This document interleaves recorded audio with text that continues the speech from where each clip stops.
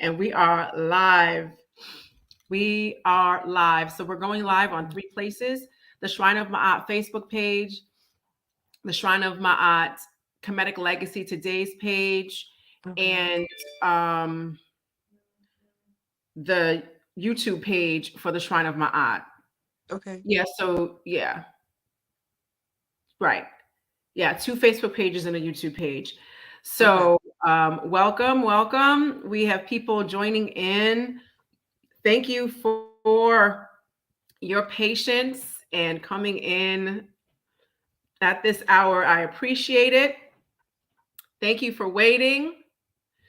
We had some technical difficulties with Dr. Falou. She is fine, but there was an emergency at her foundation, and we just weren't able to make that happen technologically, but she will be back, and we will be recording, not recording, airing live with the topic that we had the flyer was on. Okay. So we will have our interview with Dr. Falou. Tonight, I bring you a very special guest. She is from Connecticut. That's why she's so gorgeous. That's how we make them in Connecticut. I'm just playing. She is gorgeous. Wasn't kidding about that part. She's my Spellman sister, and she also practices African spirituality. And having someone who is in close proximity with me and discussing it, and as my Spellman sister, is something that I hold very dearly, and I don't take it lightly. And I really appreciate the fact that this woman exists on the planet and is so close to me in proximity. So, without further ado, I would like to introduce to you Miss Anika Cazenave. Hey, Good Anika. evening. Good evening. Good evening, everyone. Blessings. It's really good to be here. Sai, you are definitely one of one of my favorite people. And I'm glad that we're in close proximity as well because um the majority of my practice community is outside of this region. So to be Right. able to talk to somebody and have somebody that can bounce things off of that's so close is really refreshing for me and helpful for me. Um so uh I've been a practitioner of various systems of African spirituality for pretty much the entirety of my adult life. Um, I am what people would refer to as a hoodoo, um, or a conjure woman. That is the earliest system, the first system that I was introduced to. And I have an ancestral introduction to that as a child. Um, One of my earliest memories was being 7 years old, on my front porch in Philadelphia because I grew up in so I grew up in Philadelphia. I'm originally from New Orleans, and then I moved to Connecticut in high school. And so I was in Philadelphia at the time. I was 7 years old, and I heard in my head, "Go pick up that brick, pick up those pieces of brick." So I picked up the piece of brick. And I said, start drawing stars and crosses and circles and various things on my porch. So I was drawing all sorts of stuff on my porch. And I remember my mother came out to see what I was doing. And she said, "What are you doing?" I said, "I'm drawing stuff on the porch." And she asked me, "Why are you doing that?" And I said, "To protect the house." And she was like, so she just kind of looked at me. She was quiet. And she said, "Okay." And then she went back in the house. Now, my mother's from Texas. My father's from Louisiana. Um, and I didn't know what I was, but I was led to do it. And I did it because I could tell that whoever was speaking was trying to help me. So, that was one of my earliest memories. And later on, as I got older and through actual study of root work and conjure and hoodoo, I found out that people protect their homes with red brick dust. Oh, wow. Yes. One of the ways that you can protect your home is grind up red brick and sprinkle the dust around the windowsills and the door sills. Um, so the fact that I had been led to do that by spirit at such a young age um, was an indication that this was definitely a significant part of my journey. And then and there's all sorts of I can tell many anecdotes like that. Certain things that happened to me when I was 11. I had a major what I would refer to as an initiatory or an awakening experience. Mhm. One of the things about conjure is that people like to say that it's not an initiatory tradition. That's not altogether true, but it is unlike other African spiritual systems. Conjure does have spiritual initiations, just have Mhm. initiations by the spirits themselves. Now, Um, Anika, I just want to jump in and ask a couple things. sure. First, I'm going to say I've never heard that story about the spirit speaking to you with the brick. I've never heard that story, and I've heard some of her stories, and I never heard that one. That's pretty cool. The other thing is, so your mom is from Texas and your dad is from Hmm. Louisiana. That's the Hmm. opposite of Beyonce's parents. That's what I was Well, I thinking. think her father's from Alabama and her mom's from Louisiana, but yeah. Oh, see, Hmm. I done messed up the verse. Okay, sorry. That's okay. Uh, so, can you explain, just so everybody knows, what is conjure, what goes into that, and also what is hoodoo, and how is that different from voodoo or anything else, and where is it rooted? Okay. So hoodoo is so a lot of people have familiarity with African diasporic and African traditional religions. So with regard to, for example, the diaspora, there's Vodun, there is Lukumi, there's Candomblé, there's Shango Baptist, there's Palo Mayombe, um, and there's Hoodoo. Um, the systems that I named first um, have largely Caribbean um, kind of, I don't want to say origins, but they developed in the Caribbean um you know, through the Middle Passage, through the Maafa. Hoodoo developed in the United States That's through right. the Maafa. Lukumi, Candomblé, you know, Vodou, those systems were syncretized with Catholicism. Hoodoo has very Protestant syncretism. So when we think about people catching the spirit in the Black church, and when we talk about the ring shouts for Gullah Geechee people, and we talk about um, spirit possession, all of those things go together. Okay, so instead of being like Lukumi, where the Orisha were syncretized with the saints.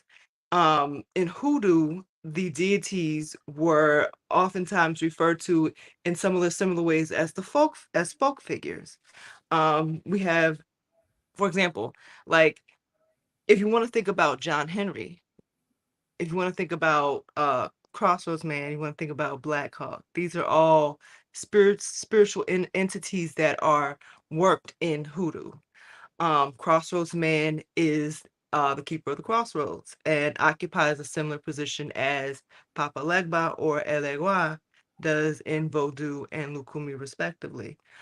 John Henry would occupy a similar position as Ogun or Ogufele.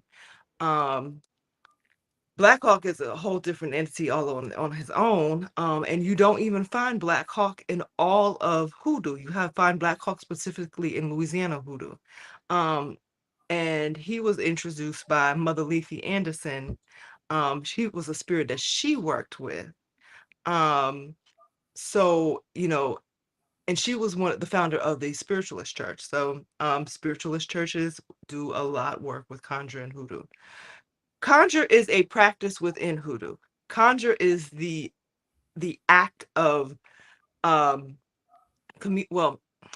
communicating with the spirits, with the ancestors, and with the spirits of nature that we find. Um, so somebody asked, why is it so hard to find a legit practitioner that will help you find your way?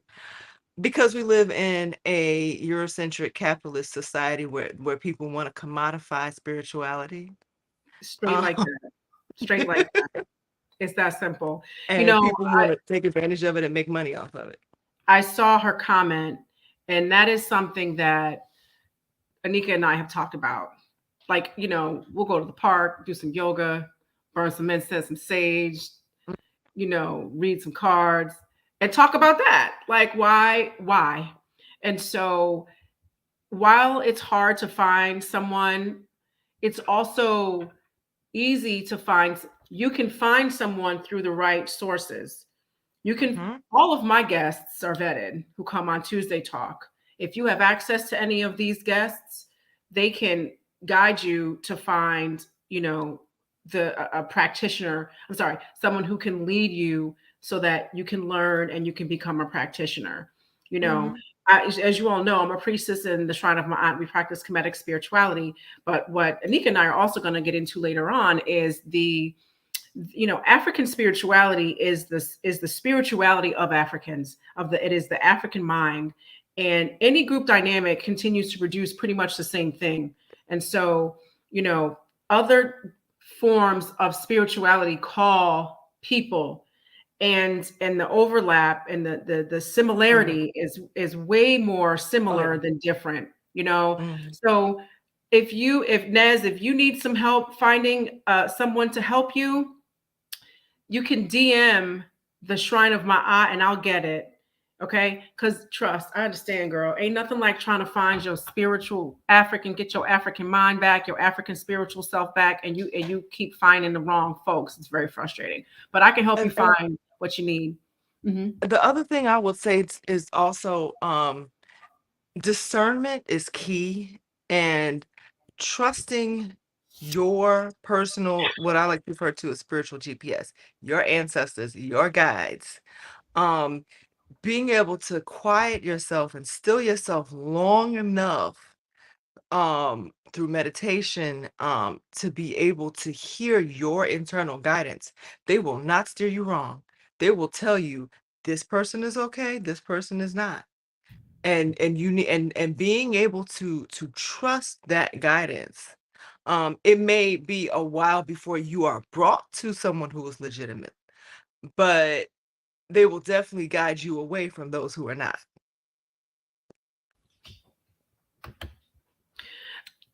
Anika touched on something that is very impactful, and it's even, it goes beyond just trusting yourself to know that you can find the right guide. It's trusting yourself.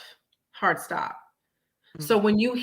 when you meditate, when you eat right, when you fast and detox, etc., and get on a good sleep wake cycle and all of those things, you hear stuff. And Mhm. over time, you will be able to know the difference between your conscience, which is you telling yourself to stop doing what you're not supposed to do, and your ancestors, and the Neteru or the divine or the Orishas, whichever Exactly. practice you use. You know what I'm saying? Exactly. So Yeah. when I first came into this type of a practice, I was like, how you gonna tell all that just from what's in your head? Like I believed it. I just didn't understand it. It didn't make sense that you could have that much discernment. But let me tell you something. You can feel the difference. You know it. Just like Yes. you watching this, you know it. Absolutely. You know Absolutely. it. And part of that is sometimes you are praying and you're speaking to the Neteru, you're speaking to the divine, and you understand that the divine is also within you. And so that exchange, man, I'm telling you, like you'll know. And then there are times Mhm. when you're calling on the Neteru, which is Kemetic, or the Orishas, or other, I don't know all the other parallel words, but Mhm. just the aspects, the principles of nature that our people recognize, you'll be able to call on Mhm. that. You're in that particular zone. And then sometimes you are working on yourself and you're having a conversation with yourself. And once you're able to trust yourself first, like what Anika said, you'll be able to make those discernments. Yeah, absolutely. And And she you says, know, right, for me, hmm I just want to say this one thing. Nez said, I've meditated and seen myself like a higher self dressed in blue and white. okay, that's interesting. It's interesting. Blue and white. hmm Blue and Hmm. white. That's interesting. Yes. Um, I think and that and to be honest, that could actually, that could be reflective of a lot of different entities. So I wouldn't really want to speak on that. Hmm. One of the things that we do in various African spiritual and African diasporic spiritual systems is divination. Um, the Orisha have particular ways that they speak. The Loa have particular ways that they speak. The Mpungo, which are the divine entities in Palo, have particular ways that they speak. Um, my hoodoo spirits, they have particular ways that they speak to me. um my ancestors speak in particular ways, and I can distinguish between my the spirits in hoodoo that I have contracts with, pacts with, and my ancestors. um I can distinguish between which ancestors are speaking. My mother is an ancestor, Ibaye. And I know my mother's voice, my mother still calls me in the same voice that she spoke with when she was alive. I can still hear her voice. And the energy, my mother is undeniably recognizable to me. My grandmothers, I know them. My great grandfathers, my great grandmother, I mean, like all of my ancestors, they have different voices, and I know who each one of them is. And as new, and it's a lifelong process, and as new ones start coming forward, because you have to think about it, we start with what is closest to us, and That's right. oftentimes we move back. That's So I right. have ancestors from the continent whose voices I know because they have shown themselves to me, they have Mm, revealed themselves to me. girl. Ooh, um and so I can distinguish them from other ancestors and from other entities that I have pacts with. um oh, okay. um so Anika, and I want to jump mhm, in and say this. sure, okay. Girl, I have become more in contact with my ancestors where I just Mhm, pray to them and talk to them mhm, and give offerings to them and want to hear them, you know. And I did a one of the tests to find the first through my matrilineal lineage, the lineage of my mhm. mothers, Right. to see which ethnic group or African group the very first woman from the continent was stolen, who was stolen in my lineage, or I'm in her Mhm, lineage. mhm, So one day I'm at my altar and I'm talking to the ancestors and wishing them peace and asking for them to speak to me and things like that. And I mentioned and I said, and I want to connect with the woman in my lineage, the first woman who was stolen from the continent. I mhm, had a vision of this woman being taken, and I had a feeling that came over me that almost knocked me over. mhm. Yeah. Like it was I had to like stop because I got a little scared. I ain't gonna lie. Right. Yeah. Got a little Okay. scared. And I Okay. was like, oh my God. So this is real stuff we're dealing with here. Because as a black person growing up, we don't think, and when I say black, I mean Pan African black around around the globe. We don't think who was the first woman, who was the original woman in my lineage who was snatched. Who is that? How many times have Mhm. we taught? How are we in a mental space to even think about that? Right. But I thought about that woman, and I almost listen. This is real stuff. I had to stop it because it was a little scary. So and I've definitely like been thinking you got to go back to that space and find out who this woman is Right. because Right.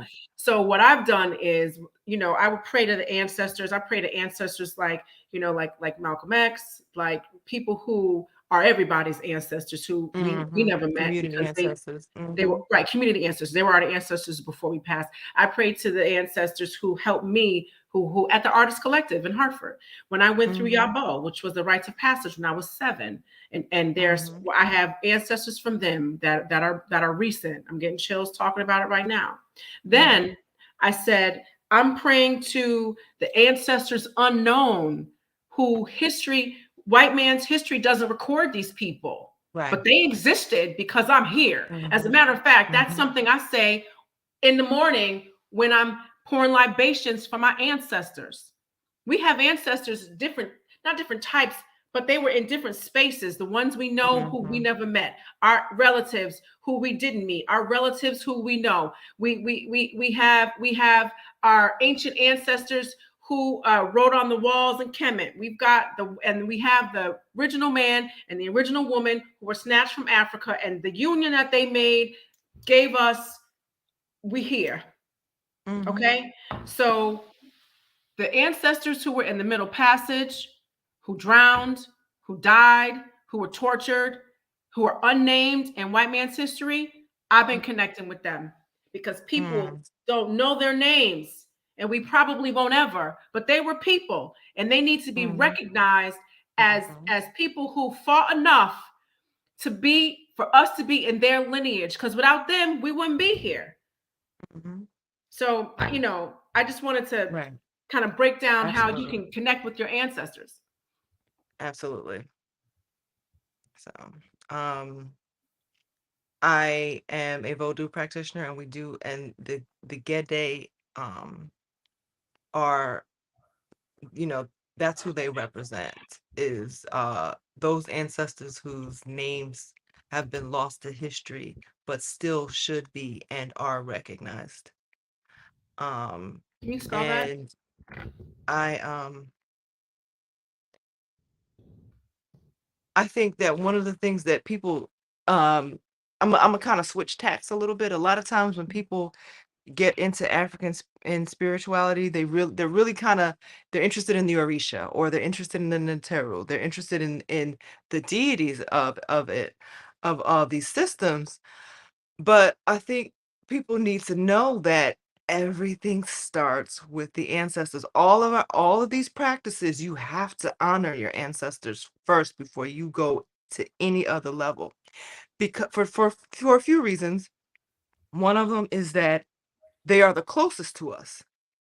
They are until if you think about like the planes of existence, the ancestral plane of existence is the one that is closest to the earthly plane of existence. The other thing about it is that I know that in quite a few of the ancestral of the African traditions, the divine entities, many of them, not all, but many of them are deified ancestors. And so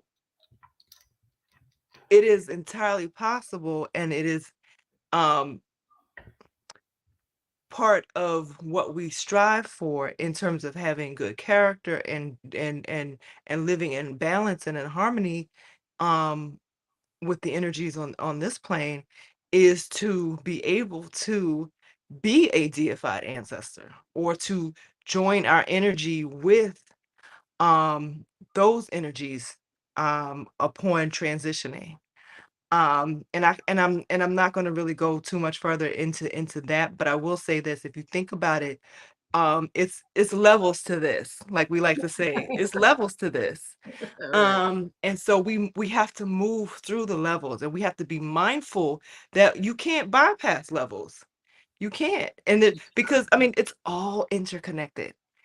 It all they're all interconnected, and so in order to have a balanced practice, we have to acknowledge those who came before us. That's right.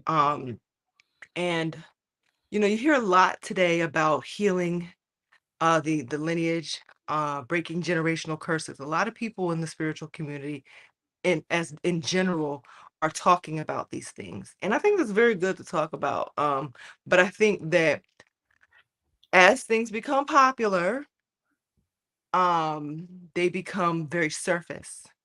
Right. And so people don't really understand that what it means to actually break a generational curse or to heal your lineage. Um, that takes a lot. It takes transforming your thought, your behaviors. It takes, the ritual and the acts of doing the spiritual healing for yourself and your ancestors and for your lineage. And walking in that healing. I think it's really easy to say, oh, I'm gonna light this candle, I'm gonna do this work, I'm gonna get these herbs, and I'm gonna do this ritual, and now we're healed. You got to walk in that. You have to decolonize your mind, you have to Right. decolonize your practice, you have to decolonize your life in order to actually break those curses. So Facts. And to speak on that, to break a curse, where did the curse come from? It came from colonization. It came from the European invasion. So, exactly. absolutely 100% of everything or anything that you do, and me too, that did not come from our ancestors came from the European. And I'm going to tell you why. Because it isn't like, the ideology just stayed with the European. It's everybody thinks this way. So you might have gotten something from a parent or grandparent that they got from the enslaver, like, oh, I don't know, chitlins. Now, for those of you who follow me, you know how I don't be playing with pork and chitlins. And I had some people on that was actually a separate Tuesday talk. I have family members who justify eating chitlins. That part of their mind has not been decolonized because Hmm. when we read the sacred text in the shrine of my aunt, there is text before the Bible, before Judaism, before Islam. Okay, our sacred text in Kemetic spirituality stated not to eat the pig, not to touch pig, Hmm. not even to Hmm. associate with people who grow pigs or who herd them Hmm. and breed them or whatever. Not even the Hmm. people who do that. Don't even marry those people. So Hmm. we made it very clear what to do with that pig, and that was to leave that pig alone.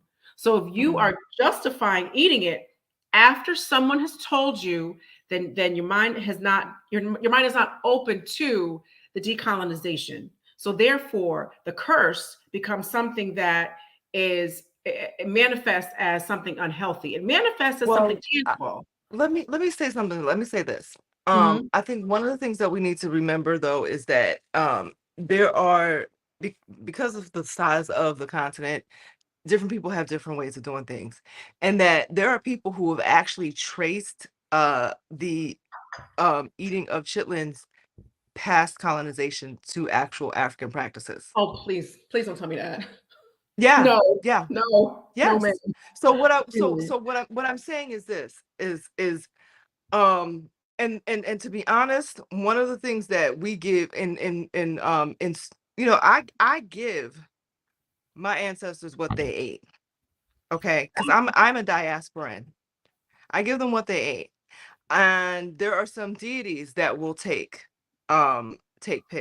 pork. And I will give them that. And I dare anyone to say that Dantor is colonized. Who's Elderly done? Danto is not a colonized entity. What's this? So explain to us what that is. Elderly Danto is a Loa in Haitian Vodou. Mm-hmm. And she is the Loa one of the Loa that was invoked in the ritual of Bois Cayman. And the ritual of Bois Cayman was what basically kicked off the Haitian Revolution. Speak that, girl. So Danto, um, she eats le cochon. She eats le cochon noir. She eats black pig, but she also prefers le cochon blanc. But that's a whole different conversation. Um, but uh Danto, and she's very, very, very, very fiery. She has her own energy, her own way of doing things, her own manner of communicating, just like all of the Loire have their own manner of communicating. Mm-hmm. But that's not a colonized entity. I would not ever say, okay, this is a colonized entity, but she takes le couchon. Okay. And you have people in Africa. Even if the Kemetic people did not, there are other people who did. And I'm not going to paint everybody the same way. And I'm not going to say everybody has to do the same thing.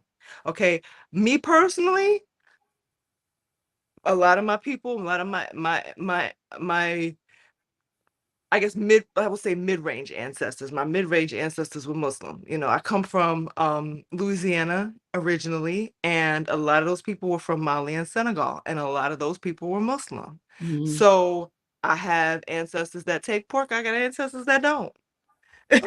I got ancestors that have certain insistence upon my practice being a certain way based upon Islamic principles, but also in combination with the indigenous African traditions. So I Mhm. think um, I caution people from necessarily trying to over purify, because the thing about Africans is, first of all, everything comes from us in the first place, number one.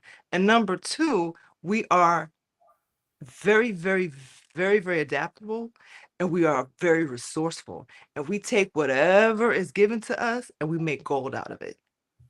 That's a fact. You know what? I do remember. I'm glad you brought this up. I personally wouldn't. I ain't eating no pork, but I'm glad that you brought this up because you made a couple of good points. First of all, a boots a shot does not know everything. That's number one. Number two, different diaspora, different Africans and we're just talking continental, did Mm-hmm. things differently, and Yeah. we talked about how the overlap and the significance and the similarity is much more. There's much more similarity than difference, and really the difference is just a different way based upon a different part of the continent. I Right. do remember Anika was you had a plate of offerings to the ancestors, and it was pork or was it chitlins? It was something, and I It was, was it was, like, if it was New Year's, it was chitlins because I make them for my dad, and I don't eat them myself, but I make them for my father. and I was like, chitlins for the ancestors. But see, I know Anika, and so I knew she knew what she was doing, even though I didn't know what she was doing. And so for me, my mind is made up until you give me some new information. I don't have a closed mind. I have a made up mind, which means I'm gonna make a decision based upon what I have and what I know. So if you got something to say, and I know you know what you're talking about, I want to hear what it is. And I forgot about that offering. Didn't you show it on Facebook? Did you show Yeah, it on I think I Facebook? did. I think I did. Yeah. And this is now I do want to be clear about this. You don't Uh-huh. give that to everybody. You give, Right. if you got, Uncle Bubba who has passed on, and you need Uncle Bubba to do something for you, you give Uncle Bubba what Uncle Bubba eats. But if you got, Mansa Musa from however many long years ago, which, you give him what he eats. Right. it's Right. it's so it's about working with the entity that that you need at the time. So Right. I'm not saying that we should, and I'm also not saying that we should wholesale consume certain things ourselves, because for example, like I don't consume alcohol, but I have spirits that do. I don't consume tobacco, but I have spirits that do, you know so these are not things that I will engage in myself, Mhm. but some entities require them in order for them to be activated. So I would never, I don't want to tell anybody, well, you should go out and get you a plate of chitlins, because I'm not going to do that. But I will say that if Aunt May Bell comes to you and says, I'm about to hook you up with a whole bunch of money, but I need you to smother me some pork chops, well, I think you should go to the store and smother Aunt Maybelle some pork chops. I'm gonna call you. I don't know how to cook pork chops. I'll be like, Nika, I'm about to get me this money right quick. This money. So yes, but just so that we're very clear, what Anika is saying is different in brief summary, um, ancestors, we have ancestors from different parts of the continent. Different parts of the continent had slightly different, diets and ways to live, just to be general. So when Mm-hmm. your ancestor from one part of the continent is speaking to you, or your ancestor from, your great great grandmother that you knew, they require different things, and each of them could be different, and each of them could be something that you yourself would not consume, or you yourself Exactly. not a part of what you do. You know what I'm saying? But give your ancestors what they need. Exactly. Feeding, yeah, okay, good. Working your altar, feeding, leaving the offerings for the ancestors. We didn't just make this up today, yesterday, 100 years ago, Nope. 200 years ago. We have proof. We have proof of offerings that are older than certain races of people. There was just Africans on the planet giving offerings. Okay. Mm-hmm. So the fact that and before I was able to find this, I always wanted to find that space, because if you have the divine and you have the first people who are my ancestors, there's nothing in between them but the truth. There's Mm-hmm. nothing in between them but pure divinity. Okay, so understand that what Anika is saying is we're trying to go back to that space and work with those ancestors who had that kind of interaction and their practices, and we tap into that. Mm-hmm. And so the other thing is, if you're from the Americas, many different ethnic Africans and tribal Africans, they mixed our ancestors up on purpose. Yes. Yes. Different parts of Change, the country. Right. So we so that they could have, understand each other, so that they could not rebel. right, That was deliberately done in order to discourage rebellion. to make it impossible. Because how you going to agree Mm-hmm. on something if you speak different languages? But to round out this point, that is why we have different ways to connect to our ancestors. And personally, I believe that's why I know, let me speak for myself. I have interests in all African spirituality. Mm-hmm. I want to learn and be able to practice Vodun as well, and Hoodoo as a foundational Black American with all four of my grandparents foundational Black American. I want to know what Hoodoo is. Mm-hmm. I have roots in Georgia. I got roots in North Carolina and Virginia. That's deep, especially that Georgia.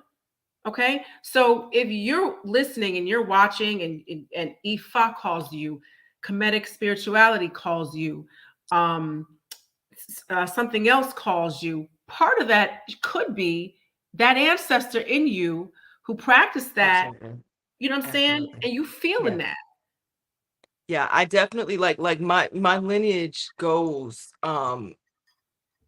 basically through the passage of time back.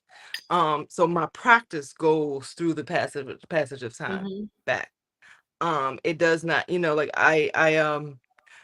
I know that people are called into systems and traditions based upon their lineage.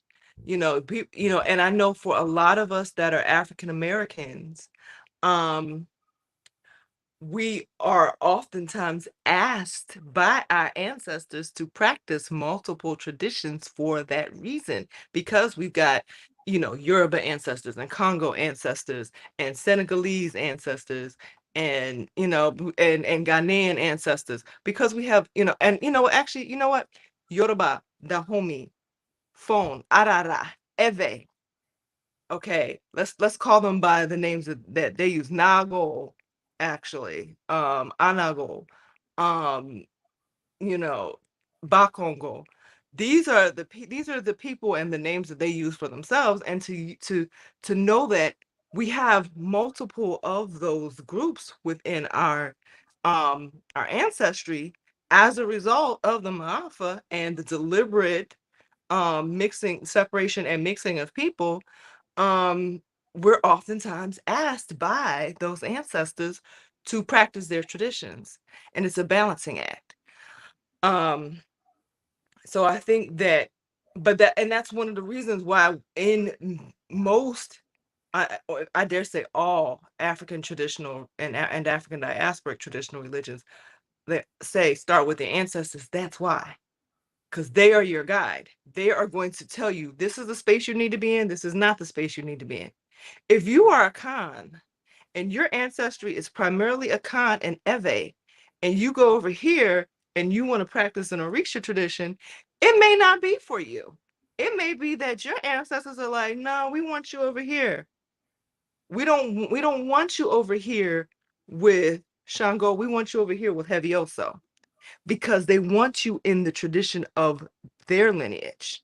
And so one of the things that needs to happen is people need to understand that before they initiate, before they jump feet first, divination has to occur.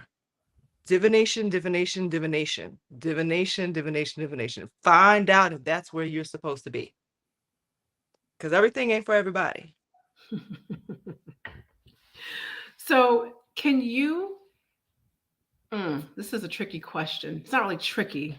I'm going to ask it, and then you let me know what we can Okay. share. Because when we talk Mm-hmm. about initiation and spiritual practices, there's some stuff we can say that's general, and some Right. stuff that we can't say. So, Mm-hmm. can you give us a general breakdown of hoodoo, and then a general breakdown of the conjure that's in hoodoo? Okay, so hoodoo is an African American Congo, heavily Congo, also with Igbo aspect tradition.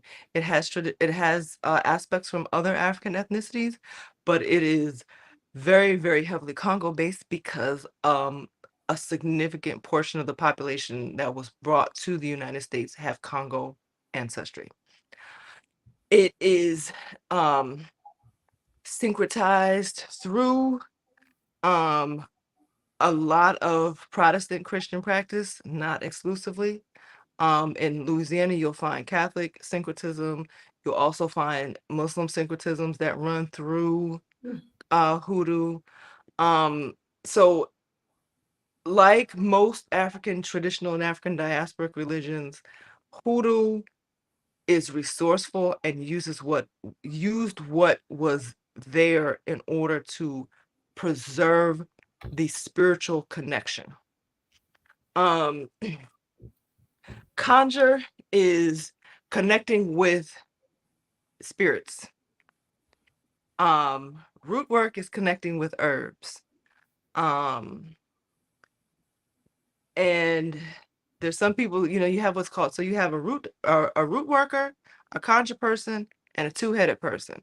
Conjure person will actually work with the spirits that are around. The root worker will work with the herbs and the plants that are around. And the two-headed person is the person that sees the past and the future. Okay, so everybody kind of has a specialty.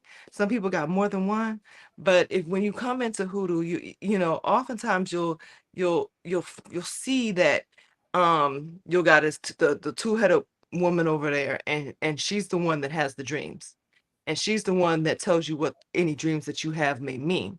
You got the conjure person over there. Now the conjure person, they'll start talking to all the spirits, in the area, and they'll make the pacts with those spirits. And then you'll have the root worker, and the root worker goes in, and that root worker can talk to the plants, and those plants will do whatever they want. I'm simplifying, of course, and generalizing, but um when you talk to the various natural elements, including the spirits, it's a two-way communication. They talk back. Um,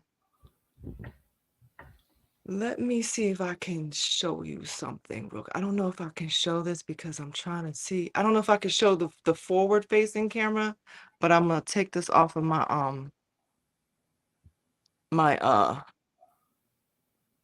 my ring light for a minute. So I want to show you something. See?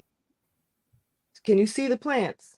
Listen, I was gonna say, y'all don't know what's in Anika's house right next to her. I've been up in there, so I know. It's a the whole apartment is an altar, y'all. So she It showed is. y'all a snippet. Trust.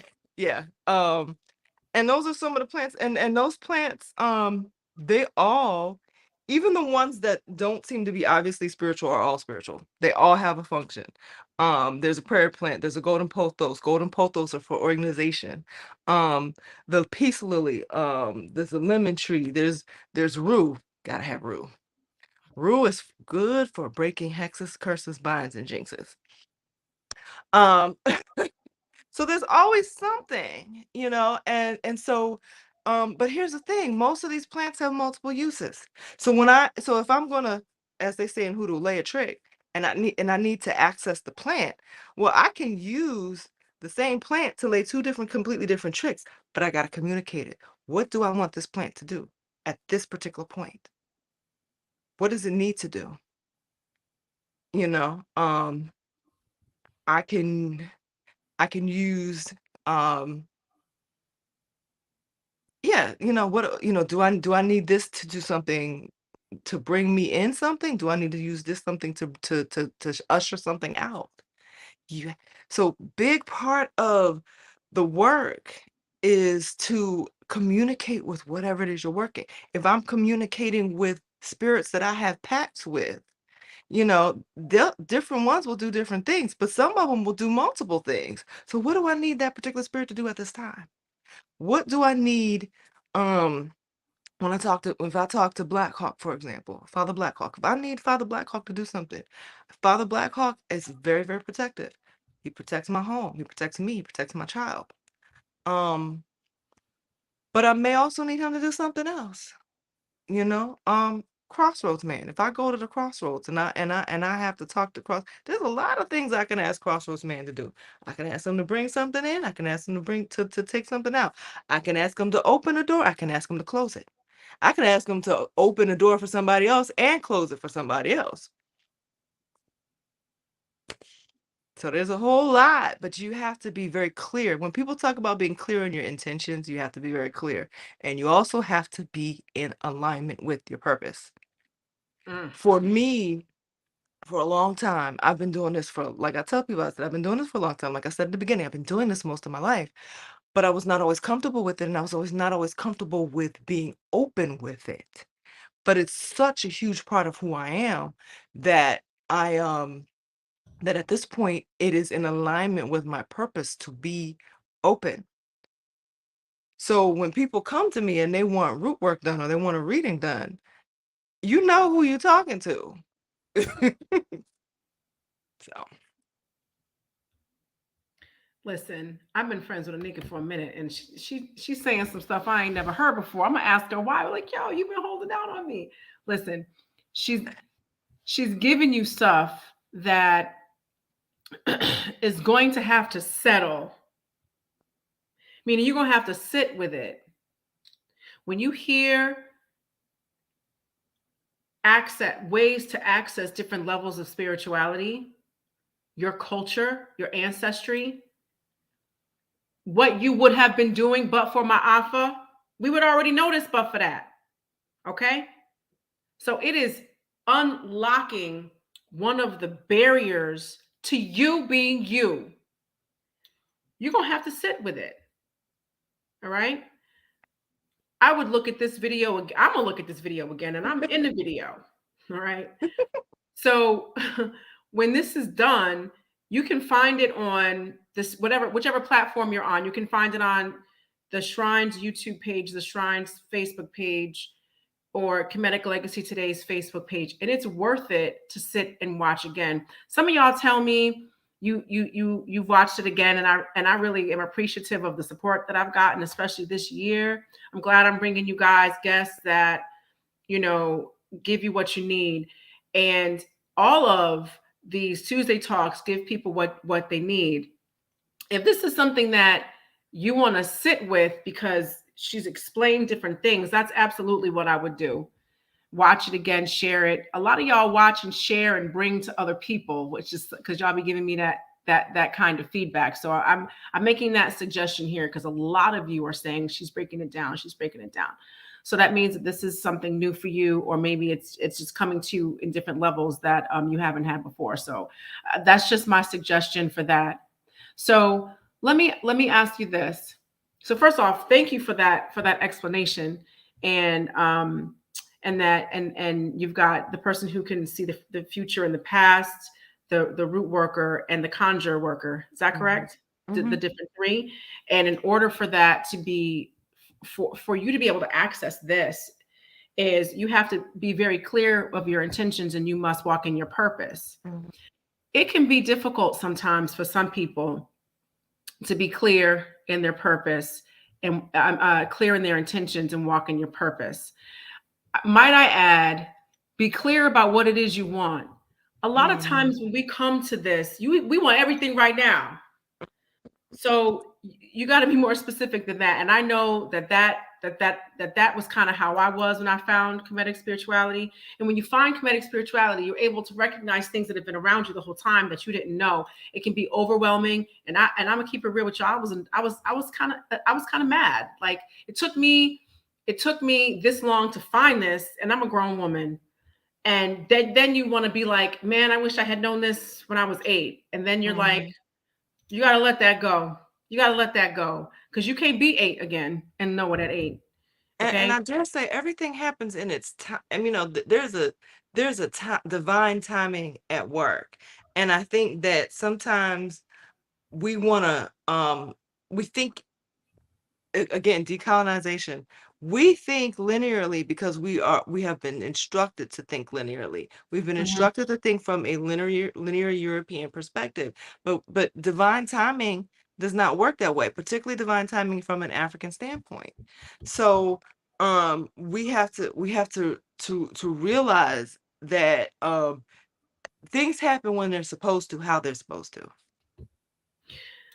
And one of the things that I know, to kind of go off of what Anika just said, when you're embracing African spirituality, what you have to work on is what's going to be your biggest annoyance. Woo, I had to work on my patience and woo. my temper.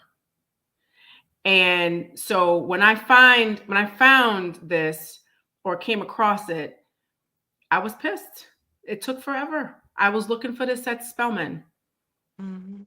Didn't know it was all around me. So now I find it now and I want to know everything right now. Mhm. That's not how that works. So when you come across something, when you're introduced to an element of African spirituality and you have an inclination to do whatever that is what you have to work on because it's going to take time and you need patience and consistency and dedication.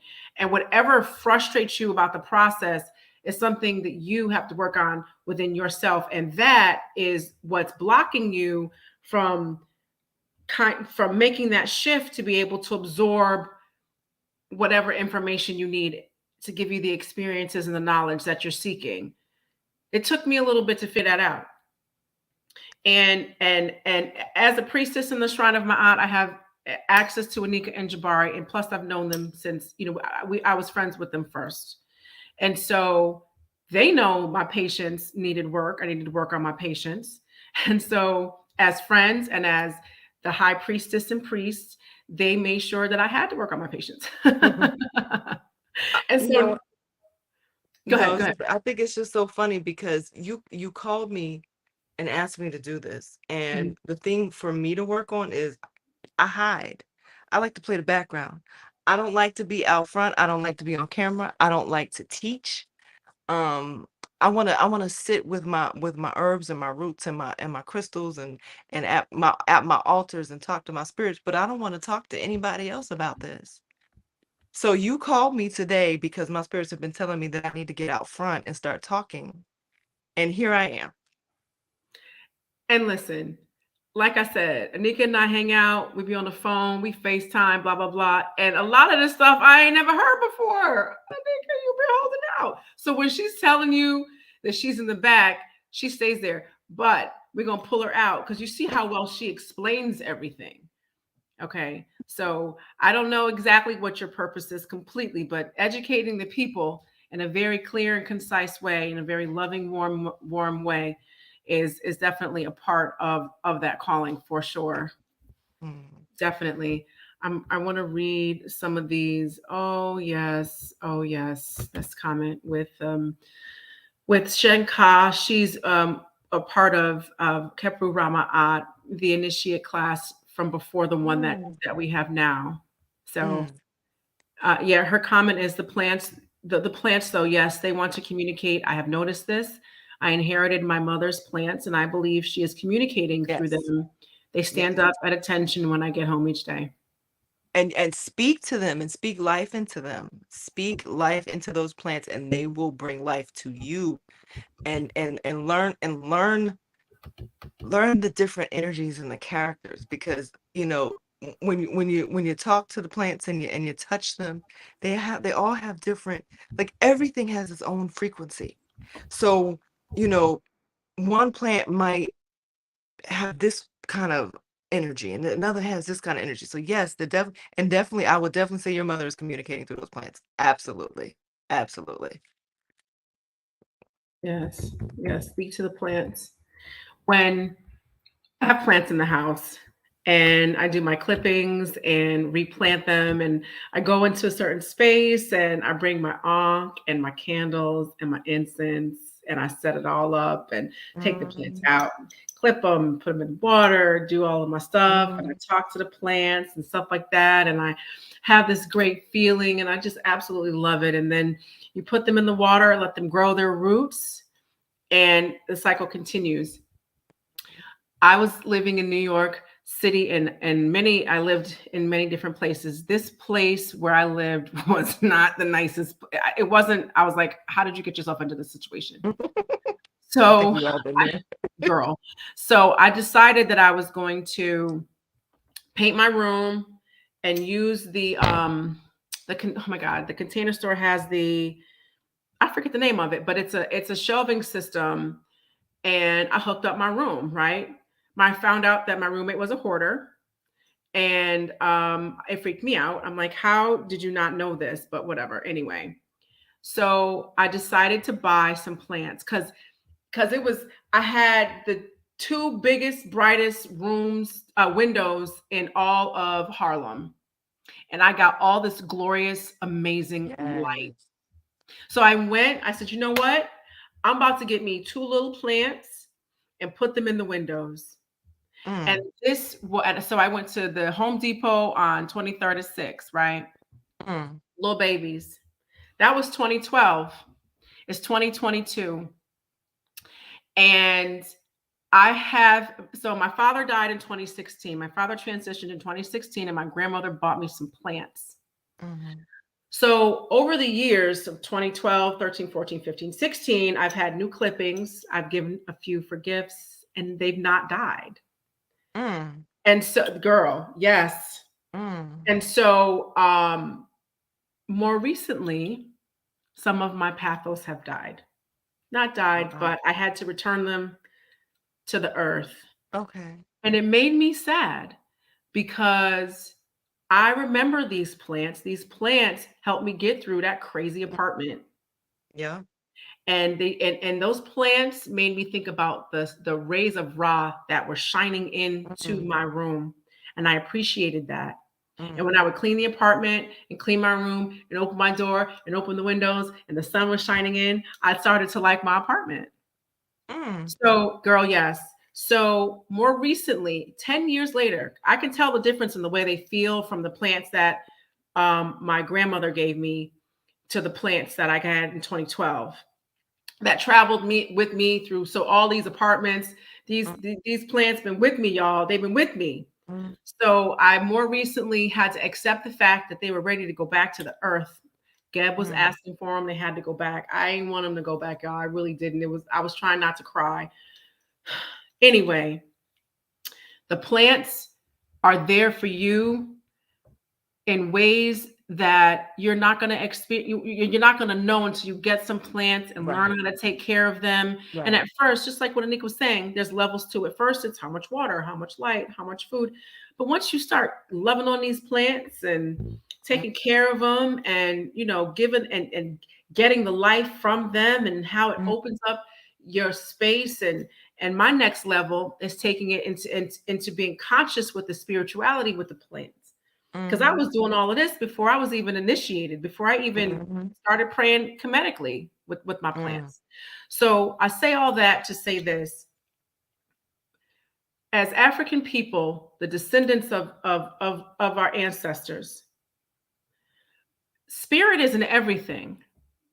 Spirit is not contained in a container and you put it on a shelf and then you go act a fool. You come back, you take down the spirit, and you be like, spirit, and you put it back. No, that's not how we do it. Everything we do has spirit, including plants. Yep. That is a the pathos plant is an an easier entryway into the plant life because it's relatively easy to take care of them. Now, I live in the Northeast, and it's on any given day it's cold. So, some days it's cold and hot depending upon the hour. girl, the minute. Right, the minute. It could be raining, snowing. It could be doing a whole lot of other stuff. So, what I'm going to do is I'm going to look through some of these questions because we're going to come to a close pretty soon. Okay. Let's see. Okay, there and was is there a link? Because I want to share this on my page. I'll send it to you. Okay. I'll send it to you on a Facebook page. Well, actually, my Instagram. Your Instagram. Yeah. Because I'm gonna put. I got like 3 of those. I got like 3 Instagrams. Oh yeah, your Instagram. So Facebook user on my sister Aisha's page. Okay. Sister Aisha's Conjure. Okay. There's a Facebook user that says, "I'm very low key until asked. My plants love me and I love them. They bougie too. I have a fit when folks touch them." So this one has bougie plants. Sanjetti says there are medical documents such as the Ebers Medical Papyrus has recipes for formulas to address physical and spiritual ailments. Sanjetti was on before, who we did the 2 different Tuesday talks on cleansing. Okay. So yes. So I hope that I have answered all of your questions. I think I did because I was looking throughout while we were talking. So he said in Kemet, the Sanu and Saw priests were the root workers. All right. That's good to know. So guys, I just want to say, first off, thank you so much for supporting me with Tuesday Talk. I really appreciate the support and the comments that you guys, DM me and stuff like that. And you guys are sharing these Tuesday Talks with other people who are not even in African spirituality, and they're getting something out of it, is the feedback that I've gotten. I want to thank you for hanging in there with me. And starting an hour later, I had to get another person. And I said, I know too many people to just let this Tuesday go by, because Tuesday is for Tuesday Talk and not Tuesday not talk. Okay. So I called Anika, and she was half asleep. And she could turn it around. Anika got on the camera looking all good. So I just want to say thank you so much to my Spellman sister, my sister, and someone who I love and value. And I'm so glad that I'm on the journey on earth at the same time that she is, because it's a whole lot easier when you have somebody who you can talk to and they don't think you crazy. So thank you. Thank you so much. And thank you to all of you for coming on. And I'm really hoping that you're getting a lot out of this. And I will see you all next Tuesday. Thank you so much for joining. Shemem Atep, go forth in peace. Shemem Ma'at, go forth in balance.